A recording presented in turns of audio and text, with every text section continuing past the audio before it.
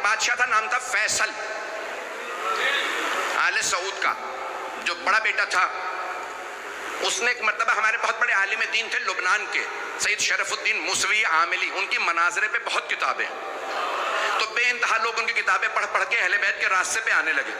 فیصل نے کہا ذرا انہیں دعوت دو، میں ملنا چاہتا ہوں. جب وہ حج پہ گئے تھے تو فیصل نے دعوت دی، بلایا، اپنے بھی مفتیوں کو بلا لیا، اور ایک کا نام تھا عبداللہ بن باز، جو نابینا بھی تھے، ٹانگوں سے بھی معذور تھے، حافظ کل قرآن تھے.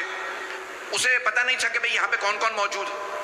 تو ایک مرتبہ بادشاہ فیصل نے بلایا مرحوم آیت اللہ سید شرف الدین موسوی العاملی کو، اور کہا بھئی یہ کیا بات ہے، آپ لوگ ابھی تک 14ویں صدی، یہ 20ویں صدی ہجری یعنی 20ویں صدی عیسوی آ گئی ہے، آپ لوگ ابھی بھی جا کے گارے مٹی کے مدینے میں بوسے دیتے ہیں، نجف کربلا میں سونے چاندی کی زریحوں کے بوسے دیتے ہیں.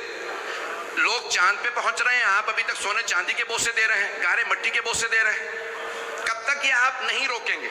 ہم نے جنت البقیع گرا تو دیا، آپ پھر بھی نہیں رکتے. تو مرحوم حضرت سید شرف الدین موسوی العاملی کہتے ہیں میں نے اسی وقت باب الحوائج سے توسل کیا. یا باب الحوائج، جواب ایسا دے جو بادشاہ کو سمجھ آئے.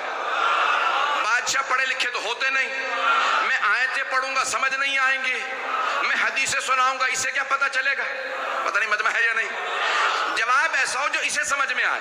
کہ عبداللہ بن باز بھی بیٹھا تھا، اتنے میں جیسے ہی میں بھی سوچ ہی رہا تھا جواب دوں، ایک آدمی نے اعلان کیا، کہا رسول خدا کے زمانے کے قرآن کے کچھ اوراق ملے ہیں جو ہرن کی کھال پہ ہیں.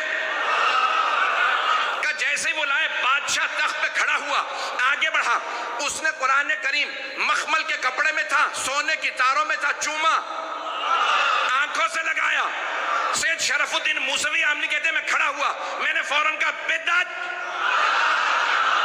شرک، حرام.